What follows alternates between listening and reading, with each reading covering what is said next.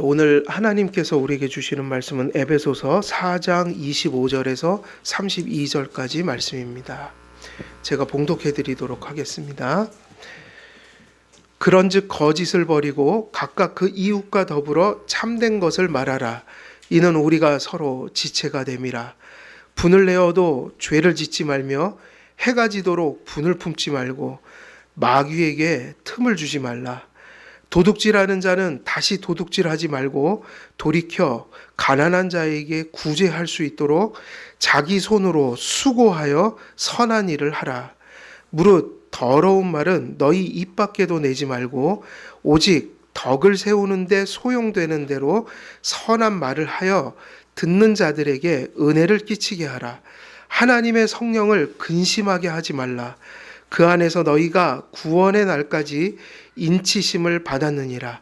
너희는 모든 악독과 노함과 분냄과 떠드는 것과 비방하는 것을 모든 악의와 함께 버리고 서로 친절하게 하며 불쌍히 여기며 서로 용서하기를 하나님이 그리스도 안에서 너희를 용서하심과 같이 하라. 아멘. 오늘은 이제 30절 말씀 전할 차례입니다. 우리가 이제 지난 시간에 그 언어의 성화, 성도의 언어가 어떻게 해야 할지를 말씀을 이제 다 드렸고요. 이제 30절로 넘어와서 이제 이 말씀도 우리에게 되게 익숙한 말씀이죠. 하나님의 성령을 근심하게 하지 말라. 그 안에서 너희가 구원의 날까지 인치심을 받았느니라. 이렇게 말씀하고 계세요. 근데 이 말씀은 바로 앞절 29절에 연결되어 있는 말씀입니다. 그래서 이런 맥락들이 되게 중요해요. 근데 이제 대부분 이렇게 교회에서 보면 구절들을 다 이렇게 한 구절만 잘라갖고 그 말씀만 이제 붙들고 해석을 하고 이러다 보니까 엉뚱한 해석들이 정말 많이 나옵니다. 그 아주 대표적인 게 뭐죠? 너의 시작은 미약하였으나 너의 끝은 창대하리라.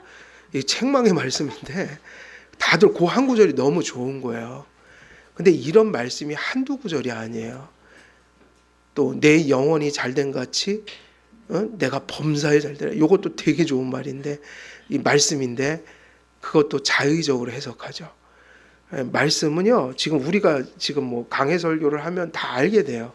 이게 다 앞절과 뒷절들이 다 지금, 그래서 우리가 성경 봉독을 이렇게 하는 이유가 그 한 문단이기 때문에 지나간 거지만 계속 읽으면서 또 다시 돌아보고 또 새로운 말씀이 아직 전해지지 않았지만 그거 갖고 연결해서 계속 본문 말씀을 전하니까 이것은 이 맥락 속에서 전해져야지 제대로 해석이 되지 이게 제대로 전달이 될 수가 없는 겁니다. 그래서 주석들 보면 거의 다 문단을 다 이렇게 잘라놨어요. 어떤 사람들도 거의 비슷해요. 그래서 성경 맥락이 중요하다. 그래서 바울은 앞절에서 성도의 언어 생활에 성화를 권면한 후에 30절을 얘기하기 시작하는데, 근데 29절과 30절이 연결된 거를 어떻게 알아요? 한글 성경에는 이게 번역이 안 돼 있어요. 그게 뭐가 있냐면 카이라는 접속사가 원문에는 있단 말이에요. 그러니까는 이 얘기예요. 너희가 앞에 구절에서 무릇 더러운 말은 이 얘기하면서 은혜를 끼치게 하라 했잖아요. 이렇게 얘기를 했는데 그 다음 구절이 뭐로 이어져? 카이. 우리 같으면 영어 같으면 and. 그래서 그리고 그런데 뭐 이런 식으로 해석이 연결돼 있어요. 그러니까는 문법적으로 접속사가 있는 건 반드시 앞에 부분과 뒤에 부분이 연결된다는 얘기예요. 구절이 연결되든 문단이 연결되든. 그래서 그런 것은 엄청 중요해요. 사도 바울이 가끔 그런 얘기하죠. 그러므로. 그러면 그러므로 얘기는 무슨 얘기예요? 앞에 걸 얘기했으니까 그러므로 너희가 그렇게 살아라. 그러므로 그렇게 믿어라. 그러면 그 그러므로가 앞에 구절을 다 얘기하고 그것이 원인이 돼서 근거가 돼서 뒤에 거를 요구하는 거예요. 그러니까 그 접속사 하나는 엄청나게 중요한 거예요. 그러니까 오늘 구절도 무슨 접속사로 연결돼 있어요? 카이라는 접속사로. 뭐 영어로 하면 and. 그리고 우리나라 말로 하면 그리고 그런데 뭐 다 돼요. 가능해요. 근데 이제 뒤에 무슨 얘기를 하냐면 우리의 언어 생활을 성화시켜야 되는 이유를 뒤에다 얘기하고 있다는 거예요. 너희들이 은혜를 끼쳐야 된다. 그런데 그리고 뭐 그러니까 이 얘기는 뭐냐면 그렇게 너희가 은혜를 끼쳐야 하는데 뒤에다가 이제 연결해서 왜 그러냐면 그 이유가 뭐냐면 이런 내용들을 담고 있는 거예요. 뒤에 그 내용들은 그러니까 언어 생활을 우리가 성화시켜야 되는 이유는 뒤에 구절을 보면 뭐일까요? 우리가 이제 알 수가 있죠. 뒤에 구절이 있으니까. 왜 그렇게 우리가 언어 생활을 조심하고 또 언어 생활을 통해서 유익을 교회에 끼쳐야 하냐면 그렇게 하지 않으면 누구를 근심시키기 때문이에요. 그런데 이 말씀이 물론 30절에 직접 연결되지만 앞에서 지금 계속 여러 가지 덕목들을 얘기할 때 결국 이렇게까지도 설명이 돼요. 우리가 새 사람이 됐는데 새 사람으로 살려고 하지 않으면 우리가 크리스찬이잖아요. 근데 우리는 또 더 큰 짐을 졌어요. 목사도 여러분도. 우리는 믿는 자이면서도 또 한길교회를 나오는 바람에 개혁신앙, 장로교를 세운다 이렇게 명분을 가졌으니 우리는 또 거기에 걸맞는 삶을 또 살아야 돼요. 그러면 이렇게 되는 거예요. 너희가 새 사람이 되었으니 그리고 하나님의 말씀에 부합한 성도와 교회를 세우기로 하였으니 너희들은 거기에 걸맞는 삶을 살라. 그러니까 이 말씀대로 하면 계속 이게 반복되죠. 새 사람이 됐으니 새 사람의 생활 방식에 맞추어서 살라. 그러면 이렇게 안 하면 어떻게 된다는 거예요? 이렇게 안 하면 성령을 계속 근심시키게 될 거라는 거예요. 그래서 이제 그 얘기가 나와요. 그러니까 이것은 언어 생활에 직접 연결도 되지만 따지고 보면 앞에 게 다 당연히 다 포함이 될 수밖에 없어요. 그렇죠? 앞에서 얘기했던 모든 내용들이 이렇게 살지 못할 때 다 누구를 근심시키는 거예요? 성령을요. 그러니까 이제 이 구절에서는 주제가 뭐겠어요? 성령을 근심시키지 말라. 성령을 어떻게 해야 됩니까? 우리는 성령을 근심시키는 삶을 살면 안 되고 성령을 기쁘게 해드리면서 살아야 돼요. 성령님 되게 중요합니다. 이 얘기가. 그래서 이 이야기를 우리가 이제부터 할 터인데 자 이제 조심할 부분이 있고 우리가 이 부분을 잘못 해석할 때가 많아요. 성령을 근심시킨다는 건 이미 되게 많이 들으셨죠. 어떤 교회나 다 목사님들이 그 얘기를 해요, 안 해요? 그 성도님들한테 항상 그러잖아요. 성령 근심시키지 말아라. 근데 이제 성령을 근심시킨다는 게 도대체 뭘까 이거예요. 성령을 근심시키는 게 뭘까? 성령을 근심시키면 안 되는 이유가 뭘까? 우리가 성령을 근심시킬 때 그것을 어떻게 분별할 수 있을까? 그럼 대부분이 어떻게 그거를 해석을 해요? 이렇게 가면 되게 위험해져요. 또 감정을 따라서 하는 거. 주관적인 거. 왜 이게 안 되냐면요. 이런 얘기예요. 자, 우리는 사실은 이게 우리의 본성이기 때문이에요. 자, 감정이 진리가 되려면 이렇게 돼야지 맞거든요. 항상 내 감정이 맞아야 돼요. 누구하고? 성령님하고. 근데 사실은 우리의 감정처럼 우리를 속이는 게 없어요. 우리의 감정처럼 어긋나는 게 없어요. 왜냐하면 우리 삶을 잘 들여다보면 우리는 언제나 어느 순간에나 그런 잘못을 항상 저질러 왔어요. 그리고 저도 하루를 살면서 그런 착각에 빠질 때가 되게 많아요. 그럼 그게 뭐죠? 나는 하나님을 기쁘게 하는 것 같은데 실상은 하나님을 기쁘게 하지 않는 일들이 있어요, 없어요? 많죠. 많죠. 그러니까 저도 죄를 짓고 사는 거예요. 우리는 그런 착각을 너무 많이 하는 거예요. 나는 하나님이 기뻐할 거라고 확신을 하는데 아무리 봐도 그건 하나님을 기쁘게 하는 일이 아닐 수 있는 거예요. 그러니까 성경에 훌륭한 인물들이 너도 나도 나가 떨어진 적이 되게 많단 말이에요. 다윗도 쓰러진 적이 있어요, 없어요? 그래서 함부로 하나님의 뜻이라고 하면 안 돼요. 특히 우리들은 그걸 더 조심해야 돼요. 내가 감정에 좋으면 뭐가 되는 거예요? 내 감정에 좋으면 다 하나님 뜻이 돼버리는 거야. 근데 그것처럼 위험한 게 없단 말이에요. 감정은 우리가 좋은 걸 우리가 좋다고 하는 거예요, 그냥. 그게 하나님 뜻하고 너무 멀을 확률도 많아요. 또 반대도 있어요. 내 감정은 정말 싫고 아니고 불편하고 아닌 것 같은데 그거는 하나님이 정말 하라고 하신 것일 수 있죠. 그래서 그 얘기가 나오는 거예요. 죽으면 죽으리다.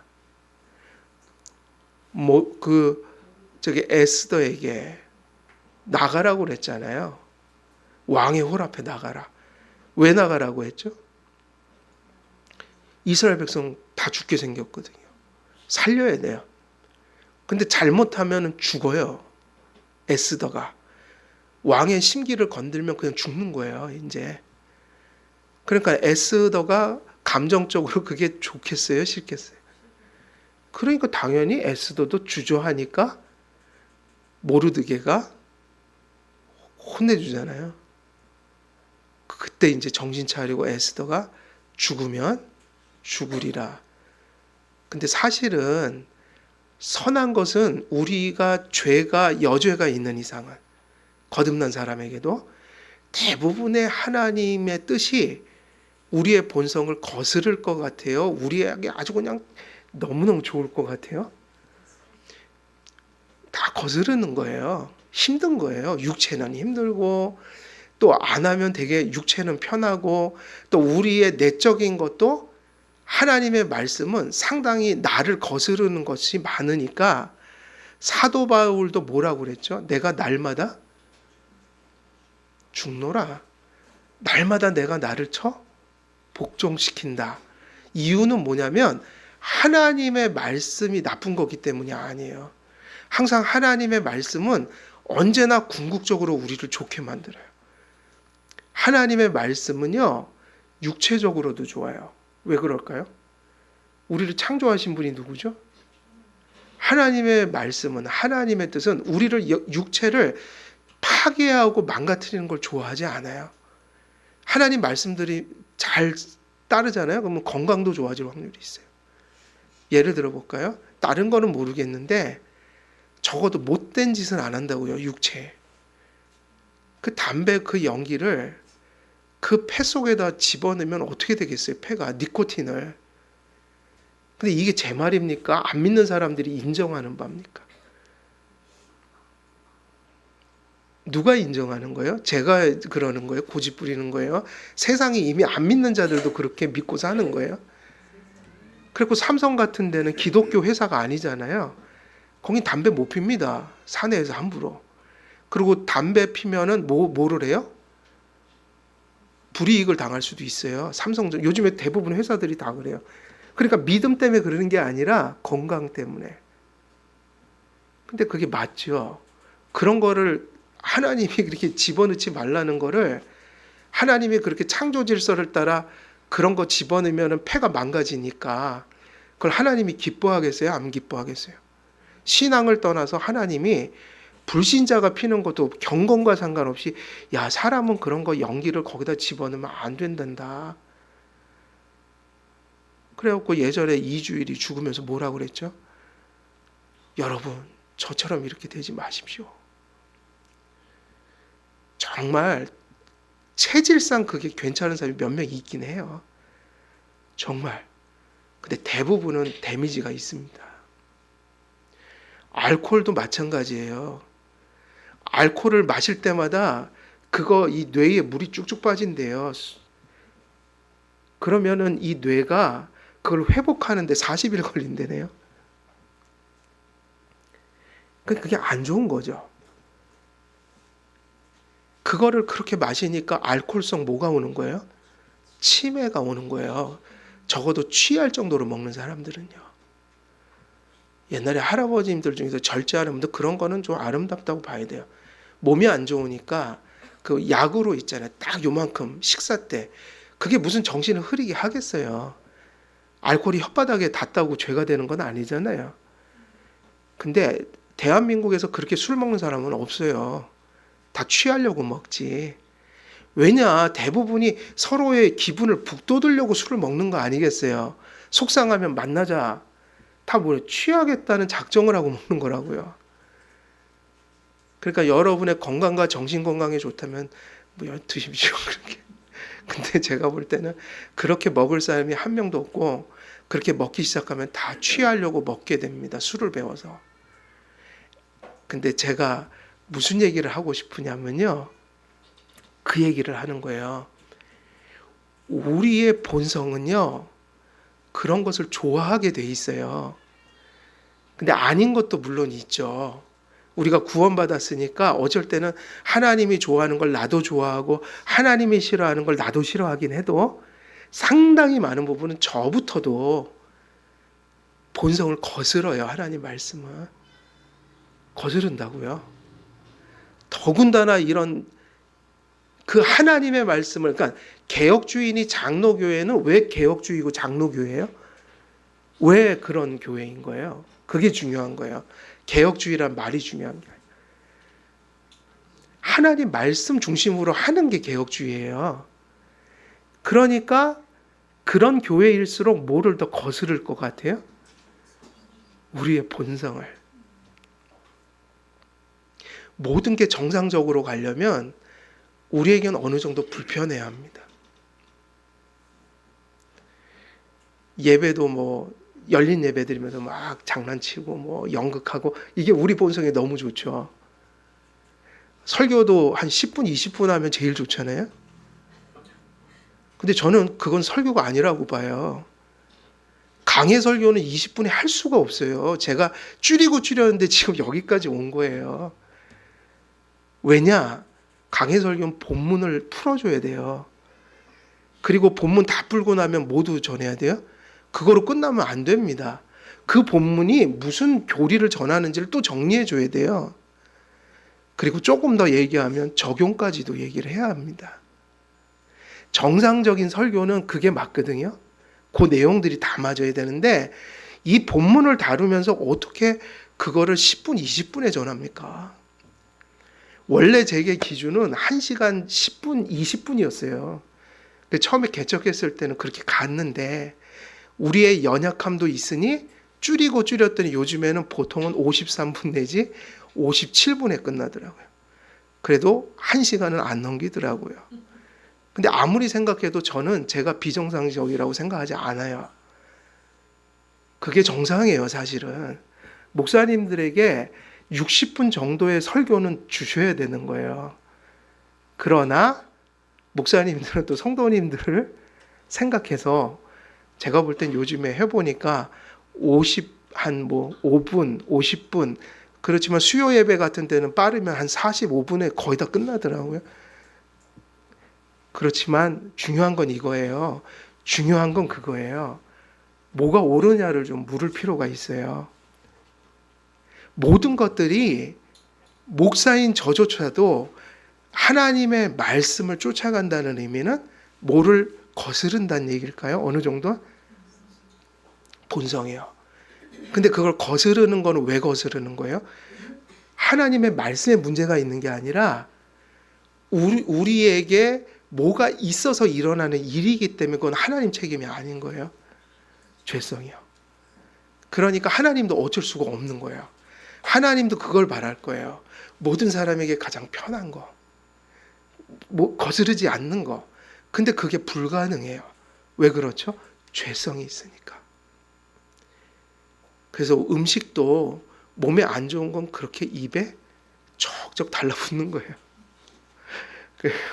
맨날 우리 집사람한테 혼나는 거예요. 밤에 라면 끓이지 마세요. 아유, 라면 스프는 너무 맛있어요. 뭘 찍어 먹어도 맛있고 안 어울리는 게. 근데 어찌됐든 그래서 우리는 하나님이 좋아하는 것을 우리도 좋아하고 하나님이 싫어하는 것을 우리도 싫어하지만 때로는 어떤 게 있다는 거예요? 하나님 좋아하는 게 우리에겐 너무 싫은 게 있고 하나님이 싫어하는 게 너무 또 좋은 게 있다는 거예요.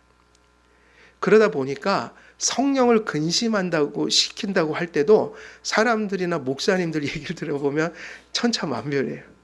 어쩔 때는 참 심각할 때가 있어요. 잘못된 교회일수록 이단 교회는 뭐 말할 것도 없고 특히 이제 뭐 은사주의, 번영주의 이런 데 가보면 하나님이 근심할 메시지를 막 전해놓고선 성도들이 그걸 안 따라오면 성령이 근심케 된다고 막 또 위협을 해요.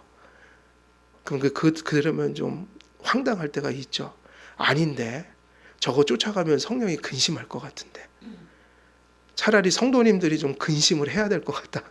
저거는 문제가 있다고 생각을 해야 될 것 같다. 그러니까 성령을 근심시킨다는 말을, 성령을 기쁘게 해드린다는 말을 뭐가 기준이 되면 안 되는 거예요? 우리의 감정과 우리의 주관성이요. 항상 우리는 우리에게 좋게 얘기를 하죠. 그러니까 중요한 건 이거예요. 성령을 근심케 한다는 게 어쩔 때는 내가 성령을 근심케 할 것 같아 갖고 막 또 염려할 때 있잖아요. 근데 제가 상담 받아보면 아닌 거예요. 그분은 지금 너무 오히려 하나님 보실 때 기뻐할 것 같아요. 그 모습이.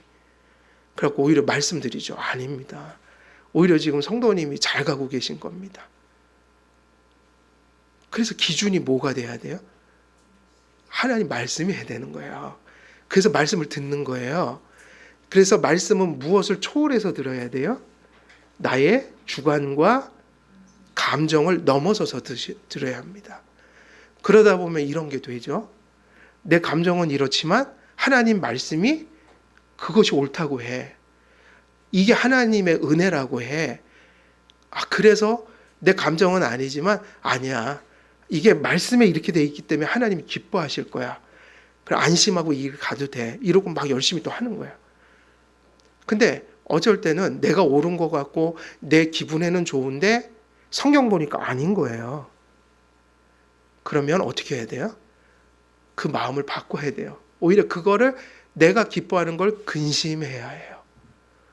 그러니까 이렇게 된다면 기준이, 그러니까 이제 제가 중요한 걸 알려드린 거예요. 성령이 근심하는 걸 어떻게 우리가 알 수 있을까요? 그러면 삼각산으로 들어가시면 안 되고요. 기도도 또 안 하시다가 또 그냥 3시간을 막 하는 거야. 그러면 또 이상한 것도 받습니다. 그게 아니라 뭐가 기준인 거예요? 그죠? 말씀이 기준이 되면 알게 돼요.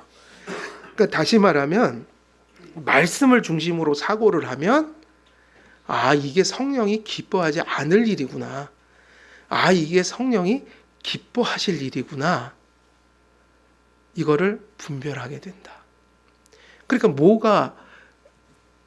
뭐가 기준이 되면 되는 거예요? 말씀이요. 그래서 여러분 성령의 분별 방법, 성령님이 근심하시는지 기뻐하시는지를 분별하는 제일 확실한 방법은 성경을 표준으로 삼아 나를 돌아보는 것입니다. 그러면 여러분의 감정이 어둡더라도 하나님 말씀에 그것이 맞으면 그때부터는 기뻐하십시오. 여러분들이 즐겁더라도 그게 하나님 뜻 아니면 슬퍼하십시오. 예수님이 그 말씀하셨잖아요. 내가 고구라 해도 너희들은 슬퍼하지 아니하고 또 반대로 내가 피리를 불어도 너희가 뭘 안 한다? 춤을 추지? 안 한다. 이 얘기가 뭐냐면 주님이 그걸 슬퍼하면 춤을 추고 앉아있고 주님이 그거를 애곡을 하면 춤을 추고 또 주님이 피리를 불어요. 야, 이게 하나님 뜻이니까 우리 이거 지키고 믿고 여기서 우리 좋은 것을 가지고 우리 누리자 그러면 그땐 또 사람들은 곡을 하고 앉아있고. 그러니까 이게 되게 안 맞는 거잖아요. 근데 그게 뭐냐면 우리 자아가 그렇다는 거예요. 죄성 때문에 그렇다. 그러니까 무엇이 들려지지 않으면 이걸 벗어날 수가 없어요. 말씀이요. 그리고 여러분이 성령을 기쁘게 해드리려면 말씀에 근거해서 기쁘게 해드려야 되고 성령님을 또 근심케 하지 않기 위해서는 여전히 말씀을 가지고 해야 된다. 그러니까 신앙생활이라는 게 결국은 다 똑같아요. 이게 신앙생활이에요. 제가 믿었어요, 말씀을. 믿음을 이제 깨달았습니다. 그러면 신앙의 진보라는 건 다른 게 아니에요. 지금 내가 말하고 행동하고 생각하는 거를 객관화해서 말씀을 통해서 투영해 보는 거예요. 나를 봤더니 아이고 나는 그거 아니면 죽을 것처럼 생각하고 나는 그게 옳은 것 같고 또 이거는 아닌 것 같았는데 성경 보니 이렇구나. 그래서 그거를 내가 하나하나 이렇게 고쳐가는 거라고요.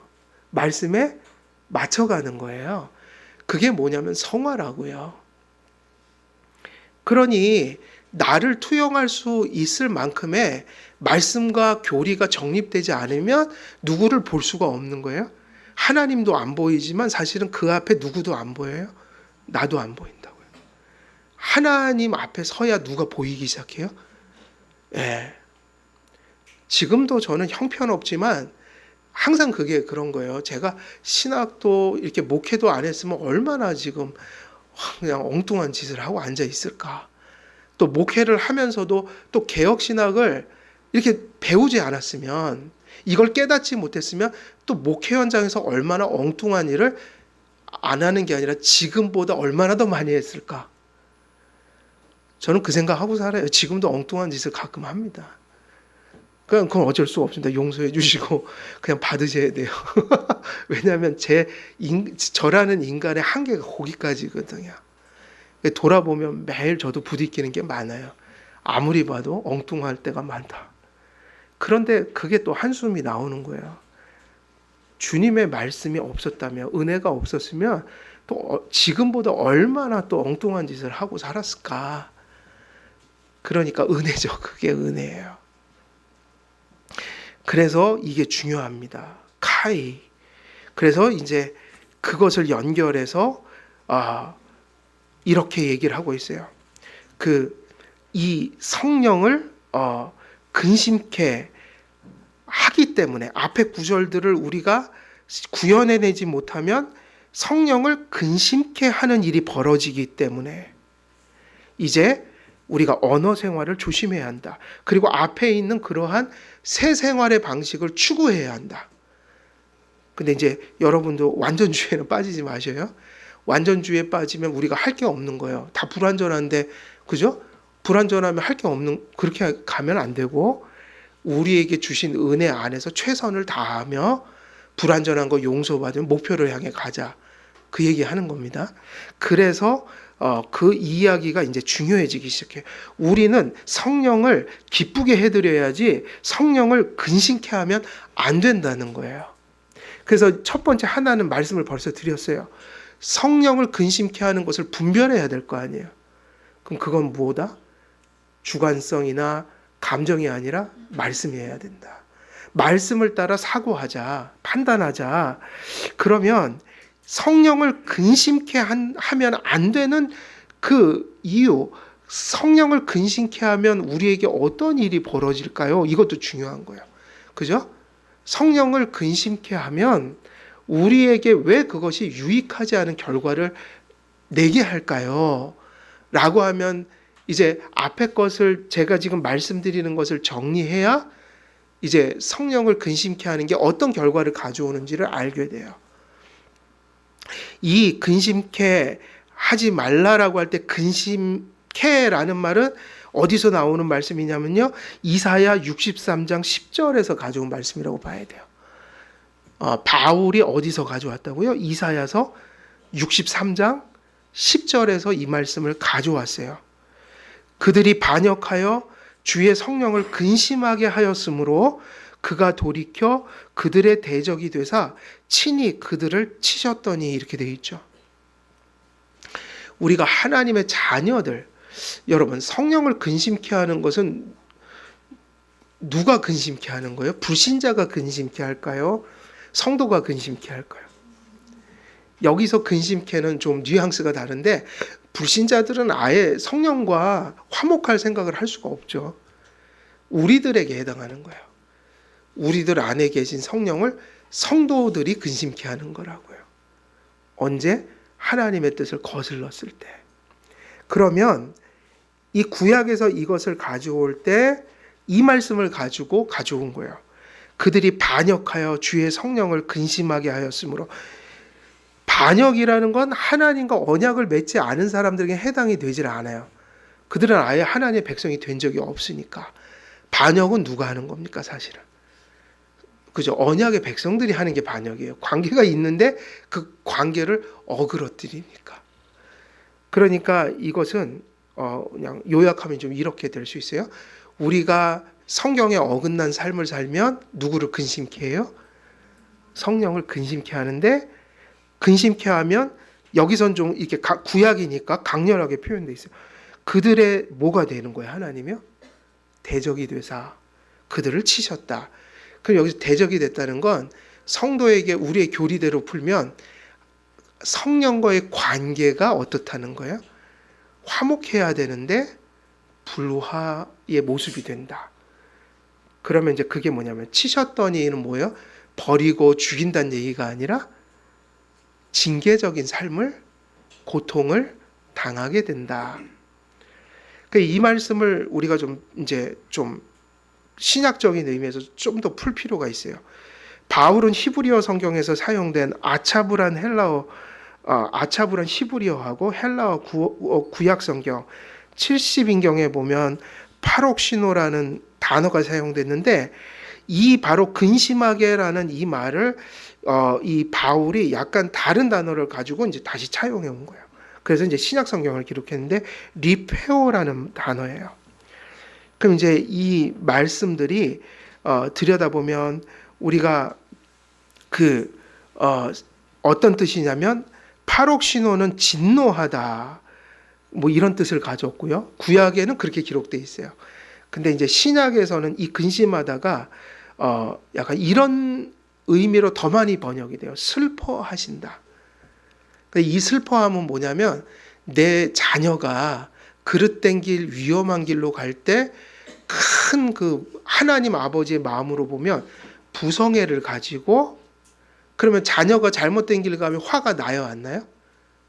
나는데 그게 이제 심판자의 모습이 아니라 막 안타깝고 슬프고 그 아이를 사랑하는 마음이 막 뒤섞여서 그래서 화나는 마음, 그게 이제 사실은 징계의 마음이잖아요. 그런 마음을 표현하고 있어요.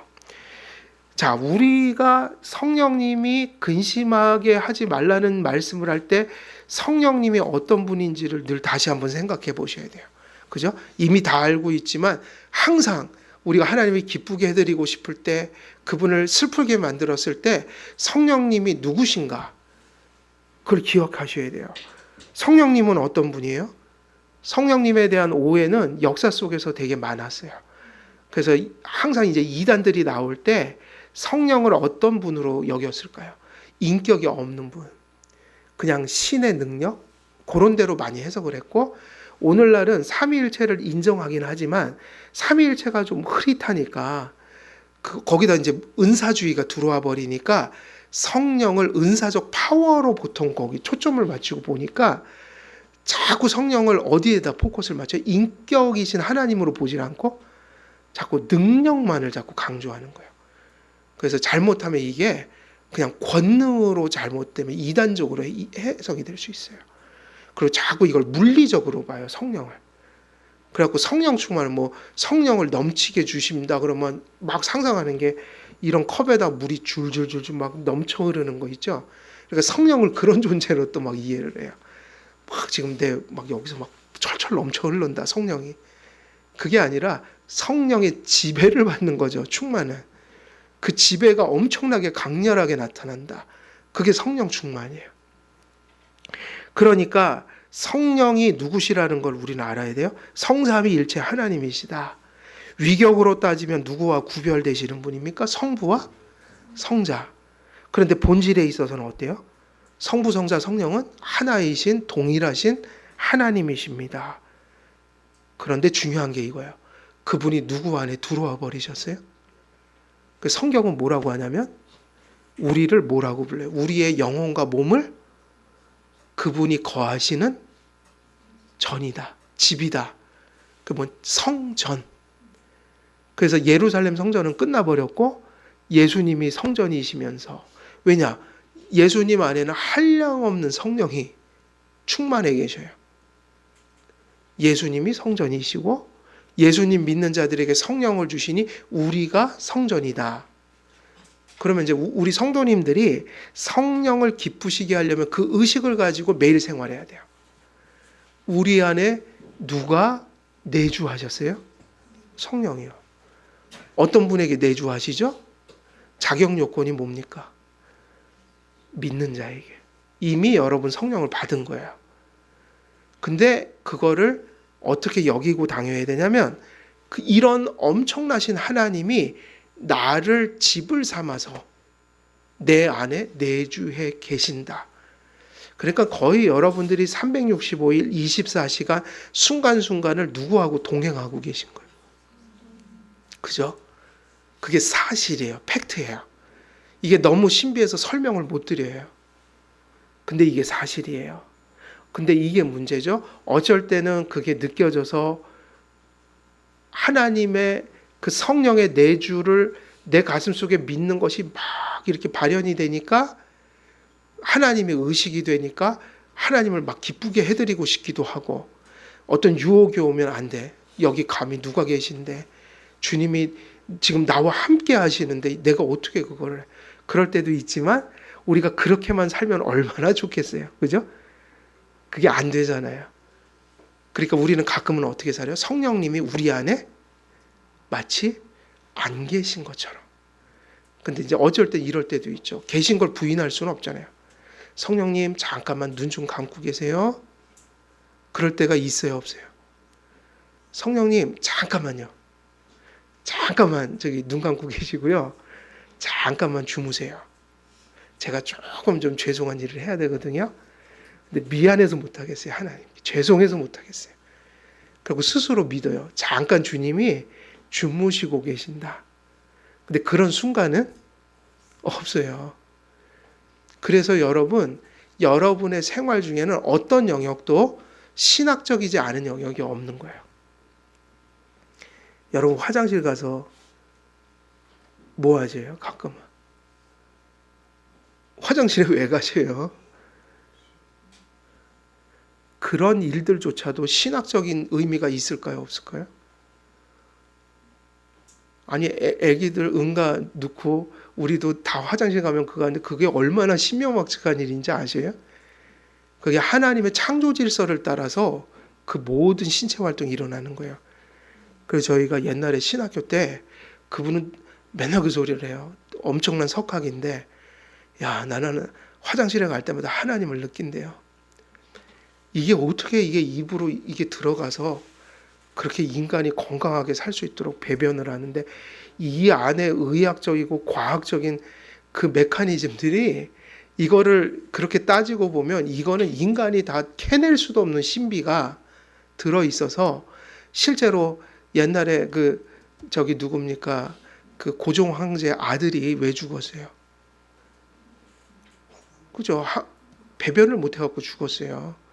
사람이 정상적인 배변 활동도 이거 엄청난 은혜예요. 그렇게 우리가 이렇게 보는 것까지도 하나님이 주시지 않은 건 없어요. 근데 성령님이 내 안에 내주하셨다는 얘기가, 우리는 끊임없이 무슨 생각을 하면서 살아야 돼요? 그 모든 영역 속에서 그 성령님이 기뻐하실 것이 무엇인가를 생각하면서 살아야 돼요. 오늘날은 이런 자본주의 사회, 물질주의적인 사회, 뭐 이런 사회가 되다 보니까 모든 것이 경제적 논리가 도덕적인, 뭐 정치적인, 종교적인 것을 다 뛰어넘어요. 그러니까 오늘날 우리가 경제 활동을 하는 건 하나님의 뜻이지만, 지난번에도 말씀드렸잖아요. 성실히 일하라. 그리고 또 정직하게 번 것을 선하게 선용하라. 그렇지만 그것이 하나님의 가치에 부딪힐 때는 어떻게 할 줄을 알아야 돼요. 뭐가 우선순위인가를 봐야 되는 거예요. 경제적인 활동이 평상시에는 계속 가지만 신앙에 해를 가져올 때는 우리의 약간의 손해를 보아도 그것을 조심할 필요가 있는데, 경제적인 것만은 아무도 못 건드려 이래버리면 그건 우상인 거예요. 하나님의 어떤 계명도, 하나님의 어떤 요구도 절대로 경제 영역은 건들 수가 없어. 이렇게 하면 이미 그것은 신앙이 아닌 거라고요. 근데 우리 지금 나라가 약간 이런 게 있대요. 제가 보니까 어디서 그 조사를 했더니 모든 대부분의 나라들이 선진국들이 다 그래요. 최고의 행복을 어디서 찾습니까? 물었어요. 뭘까요? 전 놀랐어요. 저는 서양은 그렇게 얘기 안 할 줄 알았어요.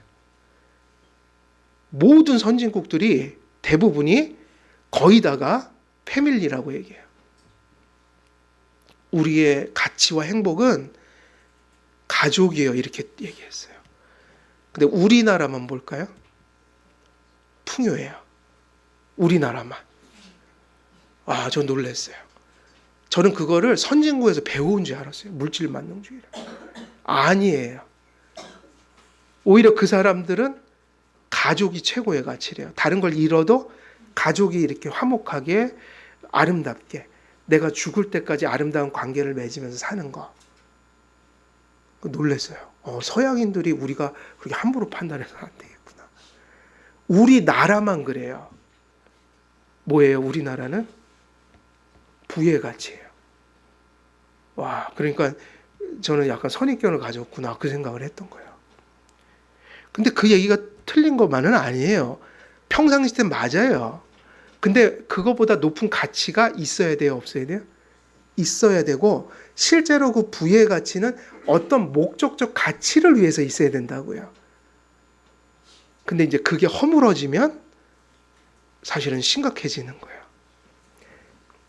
그래서 우리는 이렇게 생각해야 돼요. 성령을 우리 안에 내주에 계시니까 우리 전 삶의 영역을 언제나 말씀에 비추어 이렇게 성찰할 필요가 있다.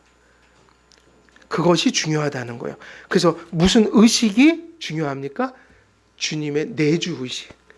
성령님이 내 안에 계시고 그래서 나는 성령을 모신 순간부터 뭐라는 거예요? 내 자신이 삶이 성전이다.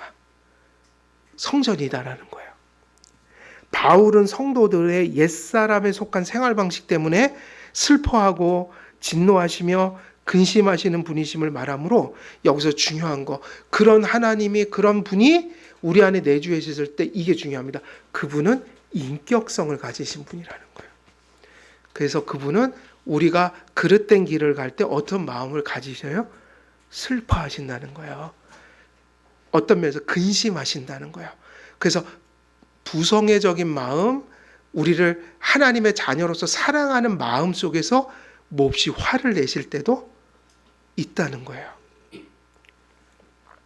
성령께서는 그리스도께서 중보자로서 성취하신 구속을 택함받은 각 성도들에게 효력 있게 하십니다. 그러면 성령님이 우리 안에서 들어오셔서 하시는 일이 뭔가도 아셔야 돼요. 왜 우리가 성령을 그처럼 감사해야 되나? 우리가 성령님을 왜 근심시키지 않고 그분을 기쁘시게 해드리려고 노력을 해야 될까? 이렇게 하면 이유가 뭐냐면요. 성령님은요. 이런 일을 하시기 때문이에요. 우리의 구원을 누가 성취하셨죠?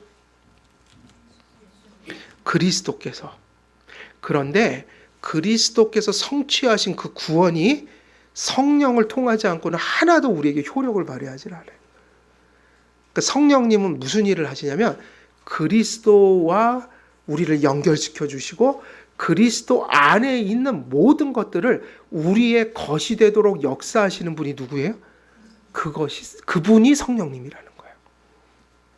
그래서 성령님께서 우리 안에서 기쁨을 받으셔야 되는 이유는요. 우리가 구원받고 우리가 이 땅에서 위로받고 또 우리가 구원받고 나서도 부족하지만 끊임없이 그분의 그 돌보심 속에서 천국까지 가는 거는요. 누구를 우리의 가슴속에 보증으로 주셨기 때문인 거예요. 성령님. 그 보증이 다른 얘기가 아니에요. 너희들의 구원을 성령이 책임질 거라는 거예요. 어떻게 책임지냐면 너희들 속에 들어가서 그 속에서 너희를 끝까지 인도하실 것이다. 그러니까 성령님은 우리 예수 그리스도께서 이루신 일이 그 무엇이든 그 모든 것들이 우리의 것이 되고 누려지는 데 있어서 그것을 성령님이 주시는 것이다. 그렇게 효력을 있게 하시는 거라고 할 때 그런 성령님을 우리가 감사하고 살아야지, 그런 성령님의 은혜를 우리가 거역하고 산다면 그걸 가리켜서 뭐라면 배은 망덕이라는 용어를 쓰는 거예요. 그래서 그런 구절이 있는 거죠. 항상 어떻게 해라? 기뻐하라. 쉬지 말고 기도하라. 범사에 감사하라. 성령님이 그런 분이라는 거예요. 여기서 이제 또 조금 더 중요한 얘기를 할게요. 성령님이 왜 이렇게 중요하신가? 우리 안에 왜 이렇게 큰 은혜를 베푸셨는가? 그리고 이제 이게 좀 단서인데, 왜 성령님을 근심케 하면 우리에게 해악이 올까라는 걸 이제 여기서 찾아야 돼요. 성령의 근심을 성경 전체를 통해서 봐야 된다고요. 자, 성령님이 이렇게 귀한 일을 하시지만 이러한 일들 중에서도 가장 중요한 일이 뭘까요? 라고 하면 사실은 우리가 새가족 교육할 때 다 배운 거고 자주 이 얘기를 했습니다. 저는. 뭘까요? 복습하는 거예요. 성령님이 이 땅에 오신 본질적 목적이에요. 이게. 성령님은 왜 오셨을까요? 이게 중요한 얘기가, 여러분들이 예수님 믿으면서 만 가지 복이 있다고 할 때 이런 복도 있고 저런 복도 있죠? 근데 그 모든 복은 이 한 가지가 없으면 아무 의미가 없어요. 뭘까요? 그리스도와의 연합이에요. 그 사도 바울이 이 연합을 가르치려고 표현했던 비유가 뭐냐면 in Christ. 너희가 그리스도 안에 있으면. 그리고 또 다른 비유가 있죠. 나는 신랑이고 너희는 신부다. 결혼하듯이 한 몸이 되는 거. 연합. 그리고 예수님이 직접 가르쳐 준 건 뭐가 있어요? 나는 포도나무요, 너희는 가지니. 한마디로 얘기하면 주님께 꽉 붙어 있어야 돼요. 대충 붙어 있으면 안 되고요. 아예 그 나무에 분명한 한 몸이 되는 의미에서 접이 붙여져야 돼요. 그걸 뭐라고 하냐? 연합이라고 한다. 그러면 성령님이 오신 목적이 뭐냐면요. 예수 그리스도와 우리가 연합해야 하네요. 믿을 때 우리는 예수님 안에, 예수님은 누구 안에 들어오세요? 이걸 신비적 연합이라고 하는데 이건 설명할 수가 없어요. 설명이 안 돼요. 근데 사실이에요. 그러면 이게 없으면 구원이 없어요.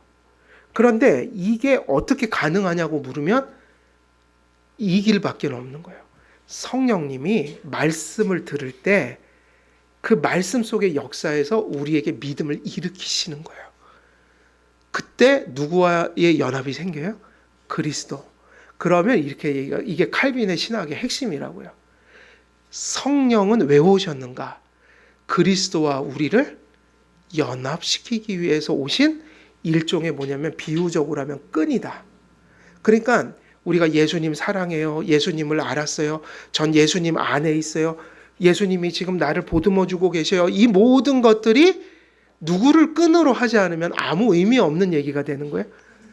그래서 주님이 올라가시면 우리에게 유익하다고 그랬어요. 올라가셔서 그 높여지신 분이 누구를 보내셨어요? 그래서 이제 여러분이 예수님 믿게 되면 죽을 때까지 끝까지 연약해도 부족해도 누구를 보증으로 받는 거예요? 성령을. 그 얘기는 뭐냐면요. 성령이 예수 그리스도와의 끈이 돼서 우리를 그리스도의 안에 안전하게 거하게 하며 그리스도 안에서 약속된 모든 것들을 성령님이 우리의 것이 되게 하니, 성령님은 그리스도와 우리를 연합시키는 끈이면서 또 한 가지, 여러분 이제 중요한 거예요. 여러분이 지금 예수님과 함께 있는 게 사실이에요? 그냥 비유예요? 사실이란 말이에요. 근데 주님의 육체는 지금 어디 있어요? 하늘에 있단 말이에요. 근데 어떻게 지금 주님이 우리를 보듬고 마음으로 이렇게 주님이 우리를 안아주시고 다 할 수 있냐면 성령이 도관이 돼서, 도관이 뭐예요? 수도관 같은 거, 뭔가를 이렇게 흘려 보내주는, 다시 말하면 예수 그리스도의 도관이 누구냐면 성령님이셔요. 그래서 이 성령님이 있는 곳엔 누가 분명해질까요? 그죠? 성령이 계신 곳에는 말씀이나 예수님과 상관없는 것이 막 역사하는 게 아니라 예수님이 분명해지는 거예요. 성령이 임하는 곳에 누구를 사랑하는 게 충천해져요? 그리스도를. 그래서요, 성령님을 모시면 사실 누구를 모신 걸까요? 성령을 모신 거예요. 그래서 이제 이것이 중요해지는데, 그렇다면 성령은 어떻게 누군가를 연합시키고 그 도관을 통해서 그리스도 안에 있는 한량없는 것들을 날마다 우리에게 공급하시냐면, 성령님을 이제 강조하고 나서 강조해야 될 게 다른 것으로 그렇게 할 수 있는 게 아니라 말씀을 통해서 그렇게 하신다는 거. 그래서 성경 말씀이 믿어지고 사모되는 곳에 누가 계신 거예요? 성령이 계시고, 성령이 역사하는 곳에 누가 계시냐면 그리스도가 그들과 함께한다. 이게 바로 성령님의 사역의 본질이에요. 그러니까 성령님의 관심은 오로지 어디에 가 있는 거예요? 예수 그리스도에 가 있어요. 주님의 것으로 사역하세요. 그래서 성령을 무슨 영이라고 불러요? 그리스도의 영이라고 불러요. 성령과 그리스도는 구분되지만 사역적인 동일시. 성령의 사역은 그리스도의 것을 전해주는 거기 때문에 그리스도의 영이라고 부른다. 자, 여기까지 지금 우리가 지금 뭐까지 정리했냐면요, 성령님이 내주하시는데 그분은 삼위일체 하나님이시고, 그런데 그 성령 하나님이 하시는 일이 뭐냐면 그리스도와 우리를 연합시키는 끈이 되신다. 그의 모든 것들이 그 성령이라는 도관을 통해 우리에게 전달된다. 근데 무엇을 가지고 하신다 그랬어요? 말씀을 가지고 그렇게 성도들의 심령 속에 그 역사를 일으킨다. 여기까지 말씀을 드렸는데, 이제 오늘은 시간이 없어서 여기서 마치지만, 지금 이 얘기를 계속 드리는 이유가 뭐냐면, 이 이유 때문에 성령을 근심시키게 되면요, 성령은 떠나요, 안 떠나요? 떠나지는 않아요. 근데 우리는 뭐를 두려워해야 될까요? 성령이 연합이 끊어지진 않아도 그분과의 교제가 단절될 수는 있어요.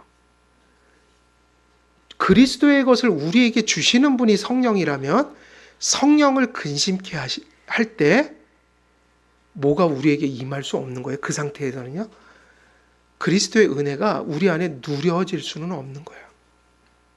그래서 이런저런 현상들이 일어나기 시작해요. 근데 이거는 이제 오늘은 시간이 돼서 여기서 마치고 다음 시간에 전합니다. 자, 그래서 오늘 말씀을 여기서 정리를 하면, 이 성령을 근심케 하신다는 말씀은 어디에 연결되어 있는 말씀이에요? 29절에 연결되어 있고, 새 생활의 생활 방식을 따르지 않을 때 누구를 근심케 합니까? 성령을 근심케 합니다. 근데 성령을 우리가 어떤 분으로 인식을 해야 하면 삼위일체 하나님이면서 그리스도와 연합케 하시고, 그리스도 안에서 우리가 원하는 것을 언제나 성령을 통하지 않고는 받을 수가 없으니, 그리스도와의 우리의 관계는 성령님의 사역에 달린 거라는 거예요. 근데 성령님이 이 그리스도와 우리의 연합과 교제를 무엇을 가지고 하시냐면 말씀이란 말이에요. 근데 이제 우리가 성령님과의 연합은 깨지지 않아도 그분과의 교제가 깨질 때 어려움이 오니까 이제 우리는 이걸 명심하고 살아야 되죠. 우리 안에 내주하시고 동행하시는 누구를 근심케 하면 안 되는 거예요? 성령님. 근데 이제 앞에서 얘기했던 그 얘기를 하는 거예요. 성령을 근심케 하는 게 도대체 뭘까? 그러면 성령님이 그걸 가지고 우리를 인도하시는 그 말씀을 거역할 때, 그 말씀을 믿지 않을 때, 그 말씀을 불순종할 때 누구와의 불화가 오는 거예요? 성령님과의 불화가. 그러니 그 도관이 잘못되면, 관계가 잘못되면 주님의 은혜를 누릴 수가 없다. 여기까지가 이제 오늘 좀 전할 내용들은 전한 것 같아요. 다음 주에 또 계속해서 이어서 전하겠습니다. 기도하겠습니다. 살아계신 하나님 아버지, 오늘은 성령의 그 근심을 하나님의 말씀 본문을 통해서 전했습니다.